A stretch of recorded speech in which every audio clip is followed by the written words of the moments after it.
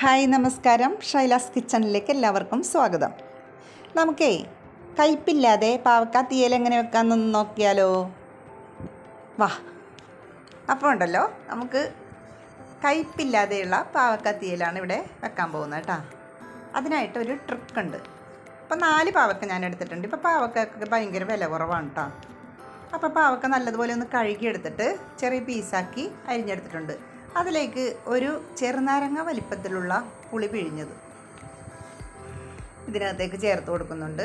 ഇത് വലിയ പാവക്ക 4 എടുത്തതുകൊണ്ടാണ് ചെറുനാരങ്ങ വലിപ്പത്തിലുള്ള പുളി എടുത്തിരിക്കുന്നത് കേട്ടോ.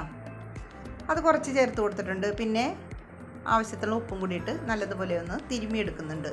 എന്നിട്ട് ഒരു ഹോളുള്ള പാത്രമില്ലേ, അരിപ്പ പാത്രം, അതിനകത്തേക്ക് നമുക്ക് ഈ പാവക്ക തിരുമ്മിയത് ഇട്ട് കൊടുക്കാം. ഈ ഹോളുള്ള പാത്രത്തിൻ്റെ താഴെ ഒരു പാത്രം കൂടി വെച്ചിട്ടുണ്ട് കേട്ടോ. അപ്പോൾ ഇതിലെ വെള്ളമെല്ലാം അതിലേക്ക് വീണോളൂ. ഒരു 15 മിനിറ്റ് നമ്മൾ ഇങ്ങനെ ചെയ്യുന്നുണ്ട് കേട്ടോ. പിന്നെ ഞാനിവിടെ എടുത്തിരിക്കുന്നത് 2 സവാള, 4 പച്ചമുളക്, കുറച്ച് കറിവേപ്പില, പിന്നെ ഒരു ചട്ടി അടുപ്പിൽ വെച്ച് കൊടുത്തിട്ട് കുറച്ച് എണ്ണ ഒഴിച്ചു കൊടുക്കുന്നുണ്ട്. ഒരു 4 ടേബിൾ സ്പൂണോളം വെളിച്ചെണ്ണയാണ് ചേർത്ത് കൊടുക്കുന്നത്. അതിലേക്ക് ഒരു 1/2 ടീസ്പൂൺ കടുകും കൂടെ ചേർത്ത് കൊടുത്തിട്ട് കടുകൊന്ന് പൊട്ടി വരുമ്പോഴേക്ക് അരിഞ്ഞു വെച്ചിരിക്കുന്ന സവാളയും പച്ചമുളകും കറിവേപ്പിലയും കൂടെ നമുക്കിതിലേക്ക് ചേർത്ത് കൊടുക്കാം.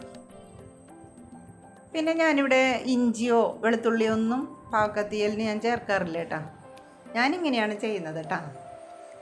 അങ്ങനെ ഇതൊന്ന് നല്ലതുപോലെ ഒന്ന് വഴന്ന് വരുമ്പോഴേക്ക് നമ്മളൊരു 10-15 മിനിറ്റായിട്ട് പാവക്കയുടെ വെള്ളം തോരാനായിട്ട് വെച്ചിട്ടുണ്ടായിരുന്നല്ലോ, അത് നമുക്ക് ഇതിനകത്തേക്ക് ചേർത്ത് കൊടുക്കാം. അപ്പോൾ ഇങ്ങനെ വെക്കുമ്പോൾ ഉണ്ടല്ലോ, ഒട്ടും കയ്പുണ്ടാവില്ല കേട്ടോ, ഈ വാളംപുളി ചേർത്തിരിക്കുന്നതുകൊണ്ടേ. അപ്പോൾ ഇങ്ങനെയൊക്കെ ഒന്ന് വെച്ച് നോക്കിയാലുണ്ടല്ലോ, കയ്പില്ലാതെ പാവക്കക്കറി വെക്കാം കേട്ടോ. പിന്നെ ഞാൻ ഒരു തേങ്ങ, ചെറിയൊരു ഇടത്തരം തേങ്ങ എടുത്തിട്ടുണ്ട്. ഇതൊന്ന് നമുക്ക് ചട്ടിയിലിട്ടൊന്ന് വറുത്തെടുക്കാം.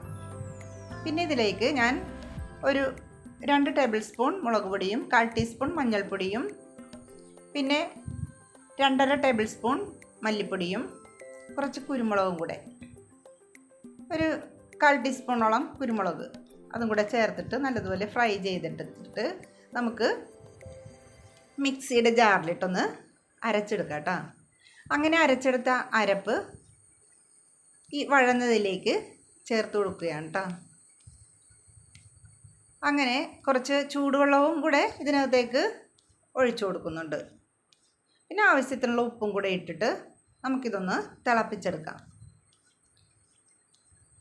തിളച്ച് വരുമ്പോഴേക്ക് നമുക്ക് ഒരു കാര്യം കൂടി ചെയ്യാനുണ്ട്.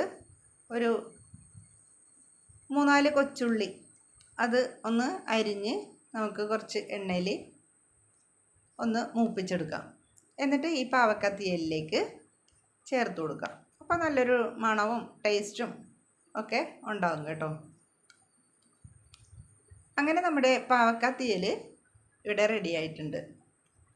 അപ്പോൾ കയ്പില്ലാത്ത പാവക്ക തീയലാണ് കേട്ടോ ഇത്.